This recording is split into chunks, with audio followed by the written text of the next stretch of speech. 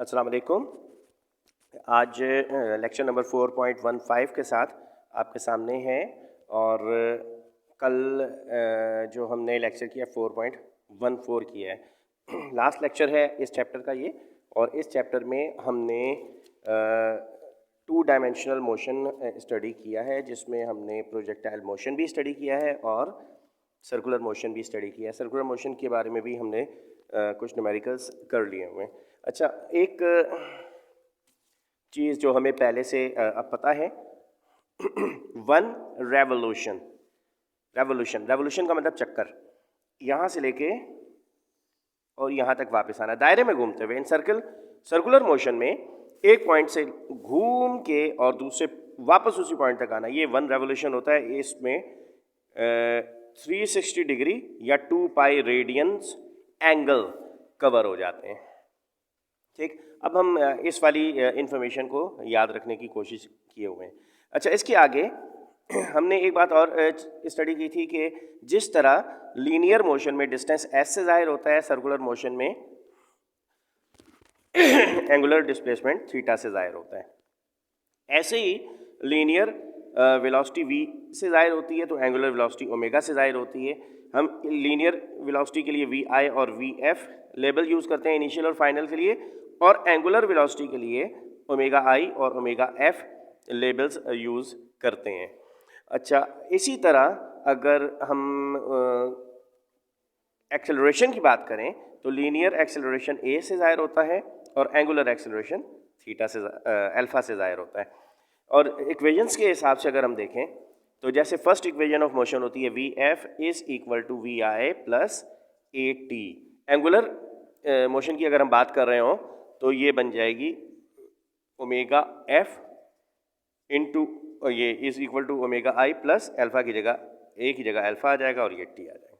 अच्छा, ये बहुत छोटी छोटी सी चेंजेस हैं जिनको करके हम इक्वेशन फॉर 2 डायमेंशनल मोशन भी निकाल लेते हैं। अच्छा, ये तो लीनियर मोशन की इक्वेशन है। ऐसे ही हमने सेकंड इक्वेशन ऑफ मोशन पढ़ी थी मैट्रिक में, s is equal to V I T plus half A T square, और s क्योंकि थीटा होता है एंगुलर डिस्प्लेसमेंट, तो यहाँ वी आई क्योंकि ओमेगा आई से चेंज हो जाता है, ये t एज इट इज़ आ गया हाफ, और a अल्फा से चेंज हो जाता है, ये सेकंड इक्वेशन ऑफ मोशन हो गई।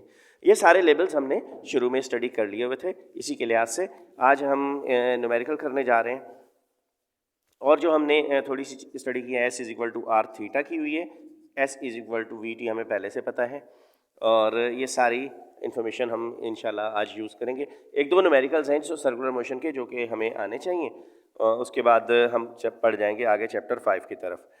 अच्छा, अब ये मेरे पास क्वेश्चन है। जब आप असाइनमेंट देते हैं तो आपने ये क्वेश्चन लिखना होता है। ये क्वेश्चन नंबर देखें कौन सा है, 11। The turntable of a record player rotates initially at a rate of 33 revolutions per minute. Revolution का मतलब चक्कर. And it takes 20 seconds to come to rest. What is the angular acceleration of the turntable?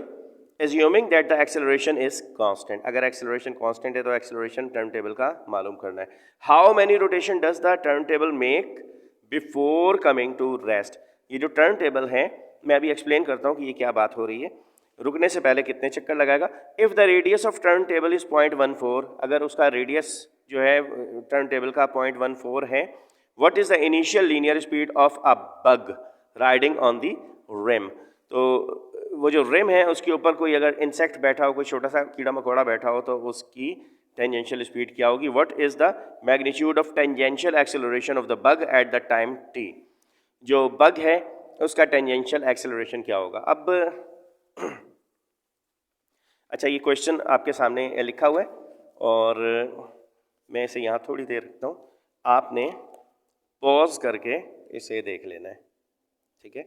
A turntable of a record player rotates initially at a rate of 33 revolution per minute and takes 20 seconds to come to rest. What is the angular acceleration of the turntable assuming the acceleration is constant?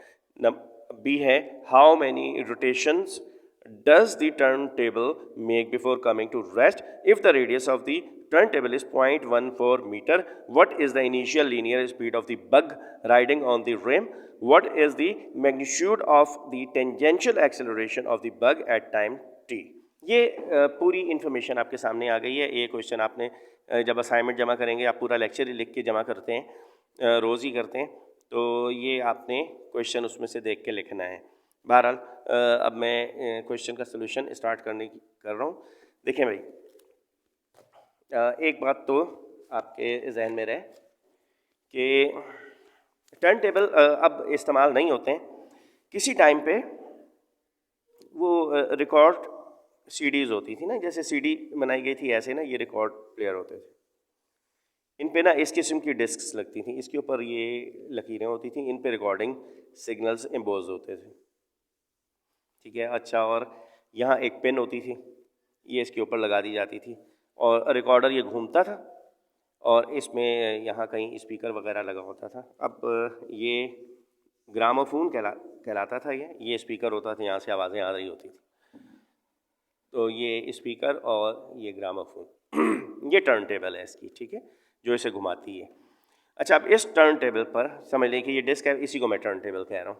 इस पे क्या हुआ है कि a turn table record player rotates initially. अब इस वक्त ये घूम रहा है, फ़र्ज़ करो कि 33 रेवोल्यूशंस पर मिनट,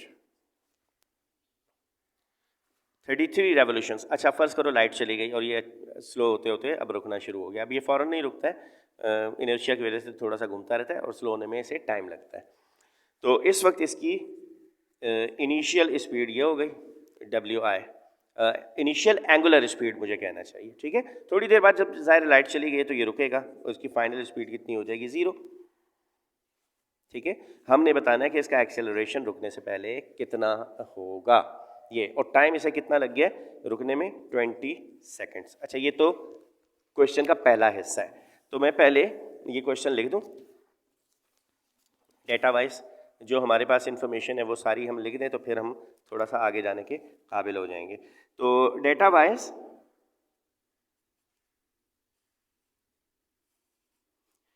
ओमेगा आई यानी इनिशियल एंगुलर वेलोसिटी, ये है 33 रेवोल्यूशंस पर मिनट। अच्छा, अगर आपके जहन में हो तो हमने जो डेफिनेशन लिखी थी एंगुलर स्पीड या एंगुलर वेलोसिटी की, उसमें हमने ये बात लिखी थी कि इसकी यूनिट होती है रेडियंस पर सेकंड। अच्छा, अब आपके जहन में ये भी रहे कि 1 रेवोल्यूशन 2 पाई रेडियन के इक्वल होता है, ठीक है। 1 रेवोल्यूशन कितने के? 2 पाई रेडियन, यानी 1 रेवोल्यूशन का मतलब एक चक्कर, और एक चक्कर में 360 डिग्रीज होते हैं, 360 डिग्रीज में 2 पाई रेडियंस होते हैं।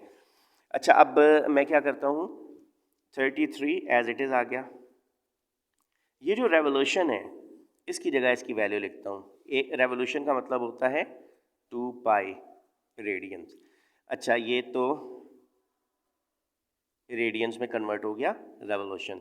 नीचे क्या लिखा है? नीचे लिखा हुआ है मिनट, इसको लिखेंगे 60 और आगे कर देंगे सेकंड। तो जब इसे मल्टीप्लाई करेंगे तो हमारे पास रेडियंस में आ जाएगी, और नीचे ये जो मिनट है इसकी जगह हमने सेकंड्स लिख दिए, तो ये कन्वर्ट हो गया रेडियंस पर सेकंड में। तो अब इसे ज़रा मल्टीप्लाई एंड डिवाइड करें, कैलकुलेटर होगा आपके पास, तो आपके पास इसकी वैल्यू आ जाएगी 3.45 रेडियंस पर सेकंड। ये हो गई इनिशियल एंगुलर स्पीड या इनिशियल एंगुलर वेलोसिटी। अच्छा, अब क्या था? टाइम रुकने में लग गया ऐसे 20 सेकेंड्स, और रुकेगा तो फाइनल स्पीड हो जाएगी 0। नंबर 1, एक तो एक्सेलरेशन मालूम करना है हमें, एंगुलर एक्सेलरेशन, ठीक है, ये मालूम करना है। अच्छा, मैं आगे पढ़ता जाऊंगा और साथ के साथ इसे डेटा में इजाफा करता जाऊंगा। फ़िलहाल मुझे अल्फ़ा मालूम करना है। अल्फ़ा मालूम करने के लिए देखें, जैसे हमारे पास होता है VF = VI + AT in angular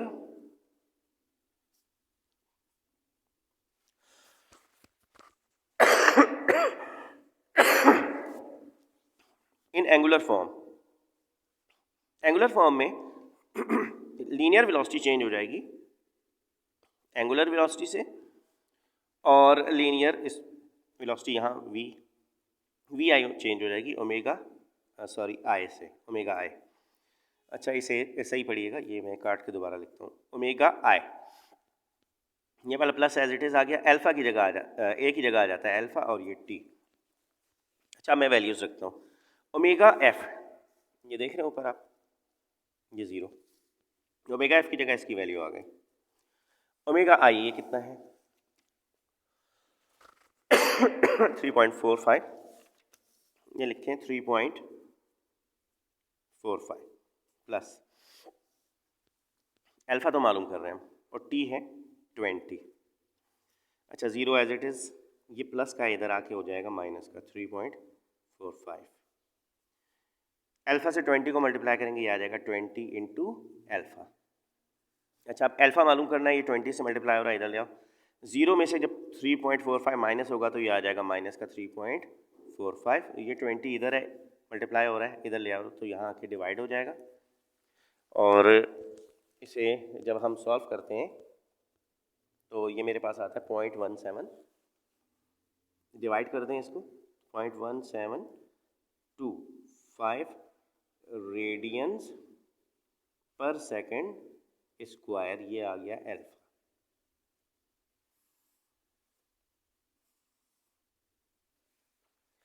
तो ये एंगुलर एक्सेलरेशन हमारे पास आ गई है। अच्छा अब आए वापस, आगे हमसे क्या पूछा, the turn table of the record player rotates initially at the rate of this and takes 20 seconds to come to rest. What is the angular acceleration of the turntable assuming that the acceleration is constant? ये constant acceleration हमने calculate कर लिया। B, how many rotation does the turntable make before coming to rest? ये रुकने से पहले कितने चक्कर लगाएगा। अच्छा ये क्वेश्चन में ना ये जो पार्ट है ये 1 नहीं है बल्कि A है, ठीक है, तो मैंने इसका नंबर 1 के बजाय A कर दिया है ना, ये तो ये पार्ट A था। अब मैं पार्ट B करूँगा, हाउ मैनी रोटेशंस, कितने चक्कर लगाएगा।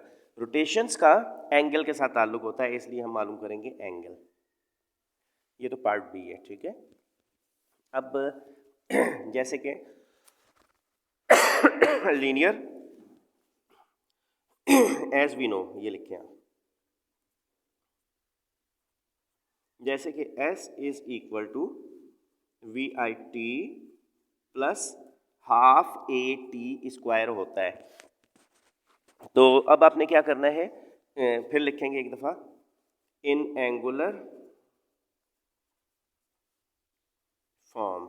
इस इक्वेशन में क्या चेंज आता है, एस चेंज हो जाता है, लीनियर डिस्प्लेसमेंट चेंज हो जाता है एंगुलर डिस्प्लेसमेंट से, लीनियर वेलोसिटी चेंज हो जाती है एंगुलर वेलोसिटी से हाफ, लीनियर एक्सेलरेशन चेंज हो जाता है एंगुलर एक्सेलरेशन से। ये देखें शक्ल ही चेंज हो गई इक्वेशन की। अब इसमें वैल्यूज रख दें, थीटा डब्ल्यू आई आपको गिवन है, आपने कैलकुलेट किया था 3.45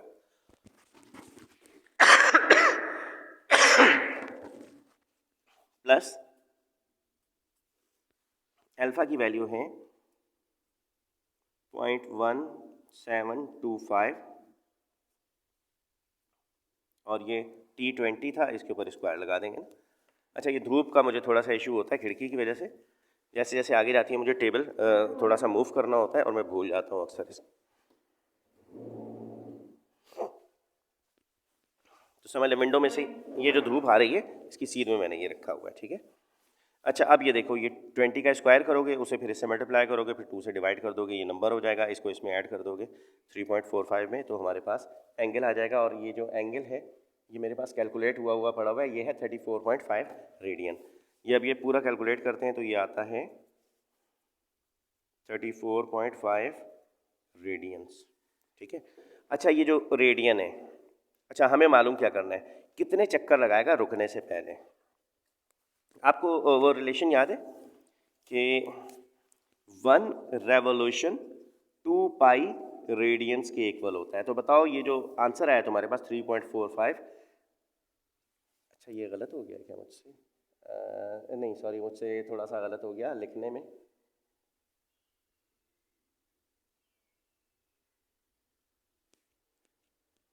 ये जो इक्वेशन है इसमें यहाँ टी भी आता है ना, मैं भूल गया, ये देखें वी आई टी होता है ना, ये टी लिखना मैं भूल गया, ये 20 आएगा, ठीक है। ये 20 से मल्टीप्लाई भी करना है आपने और फिर ये आंसर आएगा तकरीबन ये। अच्छा अब आगे चलें, मैं ये बात कह रहा हूँ 1 रेवोल्यूशन 2 पाई रेडियन के इक्वल होता है, तो फिर 34.5 रेडियन कितने रेवोल्यूशंस के इक्वल होगा ये मालूम करना है। अच्छा अब एक बात अपने जहन में रखें, जिस यूनिट को चेंज करना हो यानी रेडियंस को चेंज करना है रेवोल्यूशन में, मैं क्या बात कर रहा हूँ, आंसर मुझे गिवन किस में, रेडियंस में, इस रेडियंस को कन्वर्ट करना है रेवोल्यूशन में, ठीक है। तो मैं क्या कह रहा हूँ, इसको जो बच्चे ग्रिप कर रहे हैं वो समझें, रेडियंस को किस में कन्वर्ट करना है, रेवोल्यूशन में। और अब मेरी बात को सुनिएगा, जिस यूनिट को कन्वर्ट करना हो उसके साथ 1 होना ज़रूरी है। यहाँ क्या लिखा है 2 पाई, यहाँ 1 लाना है हमने, ठीक है। 1 लाने का तरीका क्या है कि मैं इधर भी 2 पाई से डिवाइड करूँ, इधर भी 2 पाई से डिवाइड करूँ, ये कैंसिल हो जाएगा, यहाँ क्या आ जाएगा 1 radian is equal to revolutions upon 2 pi, ठीक है। मैं ये कहना चाह रहा हूँ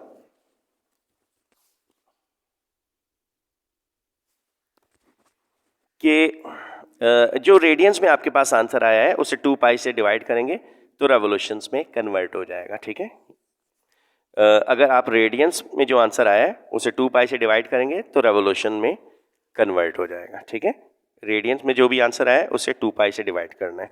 तो अब क्या करना है आपने, ये जो आंसर है इसको डिवाइड कर दें, देयरफॉर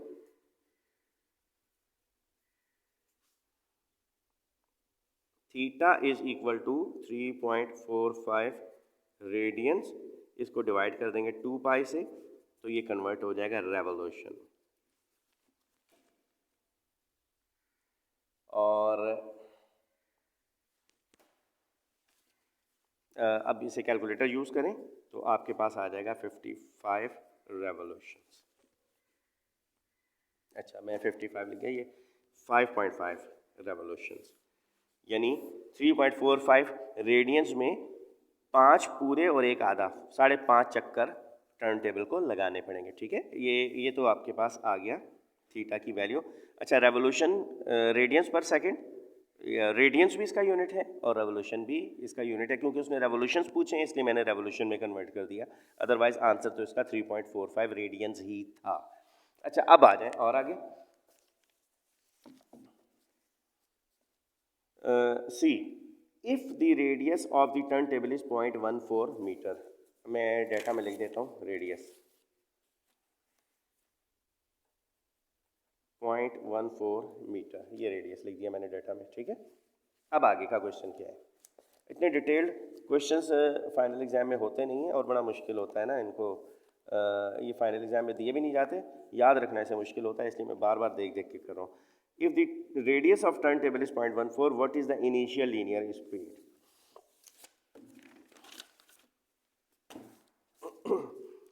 अच्छा ये जो टर्न टेबल मैंने आपके सामने बनाया था, ये इसका रेडियस उसने कह दिया ये 0.14। यहाँ पे अगर कोई कीड़ा मकोड़ा बैठा हुआ है, जैसे ये चलेगा उस वक्त इसकी इनिशियल स्पीड होगी, इसे वी टी कहते हैं, ये टेंजेंशियल स्पीड कहते हैं, और हमें पता है कि वी टी इक्वल होता है आर इंटू ओमेगा। तो इनिशियल स्पीड इस टर्न टेबल की थी ओमेगा आई, इसलिए यहाँ आई लिख देंगे और अब इसे मल्टीप्लाई करेंगे तो ये हमारे पास आ जाएगा V T is equal to R 0.14, omega I की वैल्यू हमें मालूम है, यानी इनिशियल वेलोसिटी की वैल्यू हमें मालूम है और वो है 3.45, यही लिख दें आप यहाँ पर, ठीक है। और वी टी मल्टीप्लाई कर दें, आपके पास इसकी एक वैल्यू आ जाएगी मीटर्स पर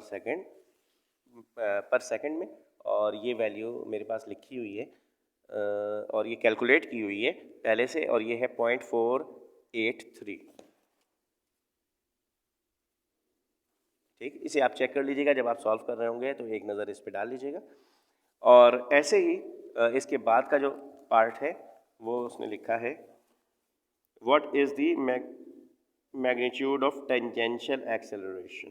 टेंजेंशियल एक्सेलरेशन क्या होता है, 80 अच्छा, ये जो जा रहा है इस वेलोसिटी से, इसी वक्त इसका जो एक्सेलरेशन होगा वी होगा, और हम ये चीज़ निकाल चुके थे कि ए टी इक्वल होता है आर क्या था यार वो,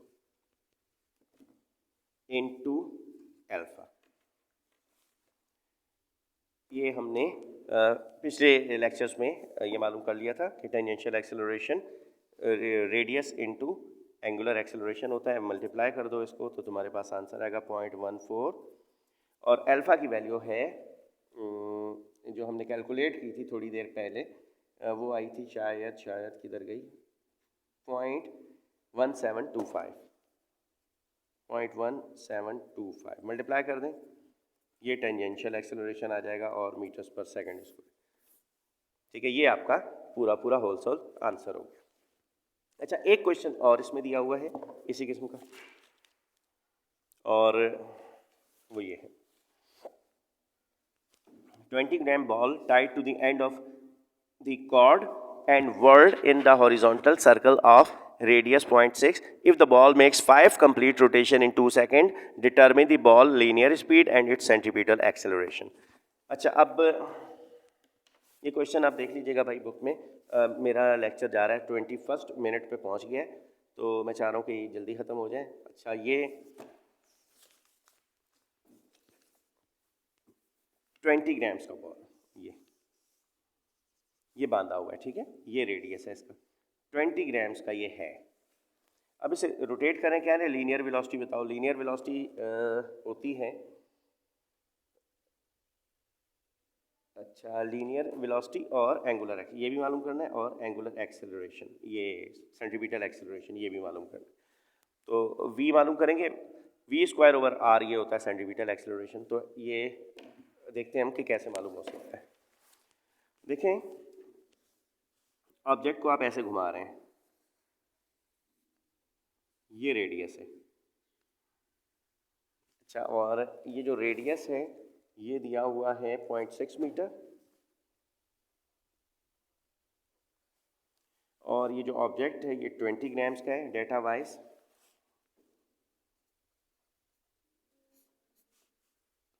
आर है 0.6 मीटर, मास है 20 ग्राम्स, यानी 1000 से डिवाइड कर दो इसको, 0.02 kg आ जाएगा ये। अच्छा, और इसके साथ टाइम जो इसे नंबर ऑफ रोटेशंस हैं वो है 5। अच्छा सॉरी यार, ये 200 ग्राम्स हैं, 200 ग्राम्स का बॉल है, तो इस हिसाब से ये फिर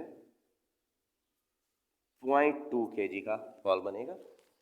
और ये कह रहे हैं कि 2 सेकंड्स में 5 कंप्लीट रोटेशंस हैं, rotations n number of rotations हो गए 5, और टाइम इसे कितना लग गया 2 सेकंड्स। सॉल्यूशन, टाइम पीरियड, यानी एक सेकंड में एक चक्कर में जितना टाइम लगा हो वो टाइम पीरियड होता है। तो मैं 5 रोटेशंस 2 सेकंड्स में कर रहा है, तो एक सेकंड में कितने रोटेशंस करेगा, ठीक है। एक रोटेशन, ये टाइम पीरियड निकालने के लिए क्या करता हूँ मैं, टोटल टाइम को नंबर ऑफ रेवोल्यूशन से डिवाइड कर देता हूँ, तो मुझे पता चल जाएगा कि टाइम पीरियड क्या है। तो t 2 सेकंड्स लगे 5 रोटेशंस में, तो एक सेकंड में कितनी रोटेशन होगी, डिवाइड कर दो, ये आ जाता है 0.4 सेकंड्स। तो एक रोटेशन 0.4 सेकंड्स में होगी, तब कहीं जाके 2 सेकंड्स में 5 रोटेशंस हो सकेंगी। ये तो हो गया टाइम पीरियड। हम जानते हैं कि s = vt होता है घूमते हुए ऑब्जेक्ट के लिए फॉर 1 कंप्लीट रोटेशन, एक पूरे चक्कर के लिए, यानी यहाँ से लेके और यहाँ तक घूम के आने के लिए ऑब्जेक्ट एक पूरे सरकमफेरेंस जितना डिस्टेंस ट्रैवल करता है, इसलिए इस s की जगह आ जाएगा 2πr, और ये जो v है ये एज इट इज़ रहेगा, और इस t की जगह आ जाएगा कैपिटल T, और v यहीं रहने दें, t इधर ले आए। इस तरीके से हम लीनियर वेलोसिटी या लीनियर स्पीड पता कर सकते हैं सर्कुलर ऑब्जेक्ट की। 2 ये पाई की जगह आ जाएगा 3.14, आर की वैल्यू रेडियस है 0.6 से ऊपर लिखी हुई और टाइम पीरियड था इसका 0.4, ये सब करें मल्टीप्लाई एंड डिवाइड करें तो हमारे पास v की वैल्यू आ जाती है 9.42 मीटर्स पर सेकेंड। ठीक है, इस रफ्तार से ये लीनियर स्पीड होगी इसकी। और यहीं से अगर आप चाहें तो सेंट्रीपिटल एक्सेलरेशन मालूम कर सकते हैं। AC इज इक्वल टू होता है v²/r, यानी 9.42 का स्क्वायर डिवाइडेड बाय r है 0.6। ठीक है, ये 0.6 यहाँ दिया हुआ था रेडियस में और v आपने यहाँ मालूम किया 9.42, ये रख के स्क्वायर किया आपने, 0.6 से डिवाइड किया। AC की वैल्यू आ जाएगी यहाँ मीटर्स पर सेकेंड स्क्वायर और ये है 148 मीटर्स पर सेकेंड स्क्वायर। अब FC मालूम करना है, सेंट्रीपिटल फोर्स। फोर्स इक्वल होती है MA और F यहाँ C लगा हुआ है तो यहाँ भी C लगा दें। वैल्यूज़ रखेंगे तो आपके पास आंसर आ जाएगा। M की वैल्यू 0.2, AC की वैल्यू 148, तो ये आ गई सेंट्रीपिटल फोर्स आ गई और ये है 29.6 न्यूटन।